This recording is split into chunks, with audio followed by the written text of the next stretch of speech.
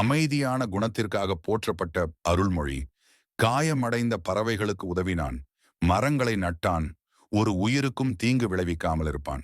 மக்கள் அவனுடைய இதயம் வெண்ணெய் போல மென்மையானது என்று கூறினர். ஒரு நாள் ஒரு பிரபலமான போர் வீரன் கரிமாறன் கிராமத்திற்கு வருகை தந்தான். அவன் கடுமையானவன், அச்சமற்றவன், காட்டு மிருகங்களை எதிர்த்து போராடுவதில் பெயர் பெற்றவன். கிராம மக்கள் அவனை வறுத்த இறைச்சி மற்றும் சுவையான உணவுகளால் நிரப்பப்பட்ட ஒரு பெரிய விருந்துடன் வரவேற்றனர்.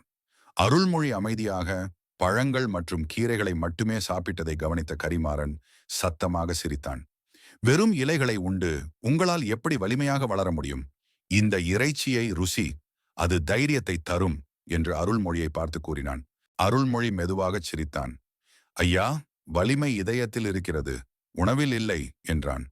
கரிமாறன் சிரித்துக்கொண்டே ஒரு இறைச்சி துண்டை அவனுடைய தட்டில் வைத்து, ஒரு முறை முயற்சி செய்து பார் என்றான்.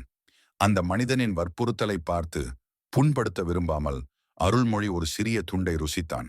ஆனால் அருள்மொழி அந்த உணவை ருசித்த நொடியில் அவனுடைய முகம் மாறியது.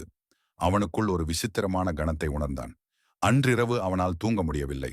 முதல் முறையாக கோபம், கிளர்ச்சி மற்றும் ஒரு விசித்திரமான எண்ணங்களை நிரம்பியிருந்தது. ஒரு போர்வீரன் ஆயுதத்தை பிடித்திருப்பது போல் உணர்ந்தான். மறுநாள் காலை அருள்மொழி கரிமரனிடம் சென்றான். ஐயா, இப்போது என் அம்மா எனக்கு கற்றுக் கொடுத்த குரலை நான் புரிந்து கொண்டேன்.